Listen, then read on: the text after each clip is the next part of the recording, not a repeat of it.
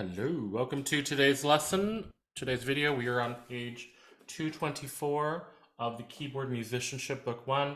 So we have here 3 song arrangements using augmented and diminished chords. Okay? So remember that in an augmented chord, we take a triad and we raise the fifth by a half step. In the case of G major, the D will become D sharp, okay? And so we have here, it says study and play the following arrangements of folk songs which contain augmented and diminished chords as well as primary and secondary. So let's understand what these are about. Down Came a Lady. Let's go ahead and play that. Remember, the right hand is legato.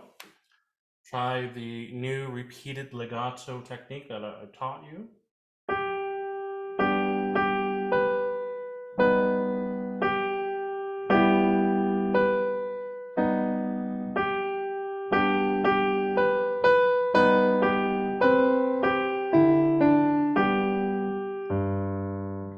There you have it. So the right hand, pretty simple, legato. We start with G major at the beginning, and then we have that augmented triad there, the G augmented. We have an E minor there, it's in first inversion. Now this is very interesting. Although this is an augmented G, it kind of sounds diminished, especially when it came from this E minor in first inversion.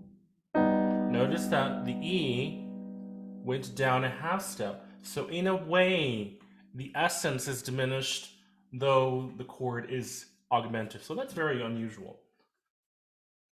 All right, so we have here the next one. Same thing starts again the same way.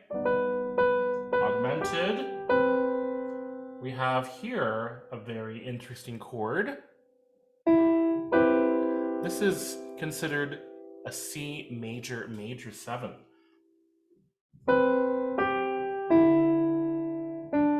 Now, we don't have any other scale degrees in D major 7.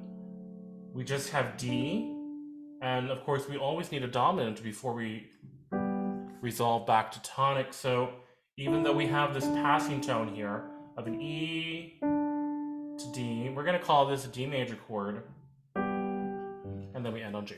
So pretty simple stuff there, Down Came a Lady. So make sure that you understand what the chords are, write them in, understand why they're there. Now the next one, English folk songs in minor. This one here, I would encourage you not only just to write the chord symbols up top, but to write the figured bass and the Roman numerals at the bottom. It's going to help you understand it a little bit better. Okay, so we have this one here. Let's go and play it.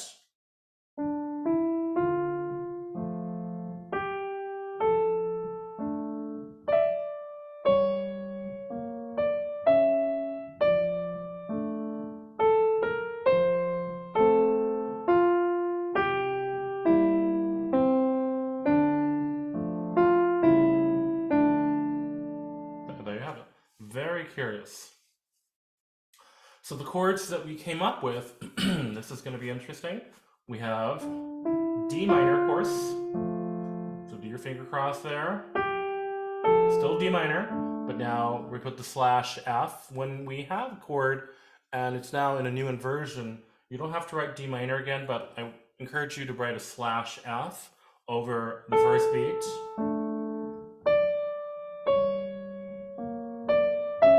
Now this one here, notice it plays this.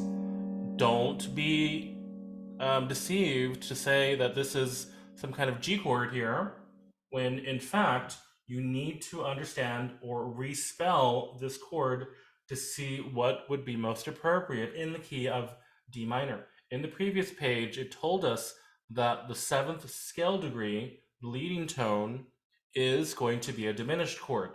So in the key of D minor, what is the leading tone? It's a C sharp. So if we respell measure number 3, it is an C sharp diminished, and it's actually 7th chord too. So we have a B flat there. This is called fully diminished.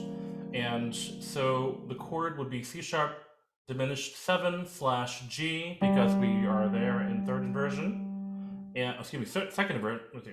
Yeah, second inversion. And the Roman numeral would be the 7, lowercase 7, superscript, the diminished circle, that's what it is. And then, of course, the figured bass would be 4/3. And that's in the measure 3. Let's go now. This resolves back to D minor. It's in first inversion by a half step going down there.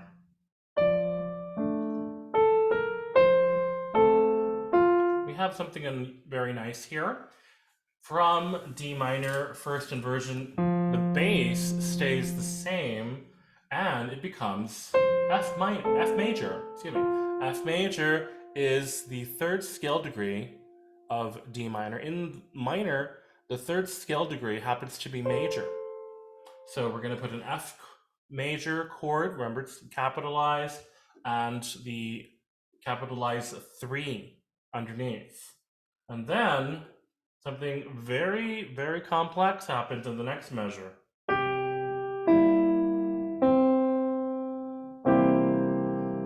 What does that sound like to you? Yes, it does sound like a dominant 7 chord. In the key of D minor, a dominant 7 would be A major, but this one sounds like a C dominant 7.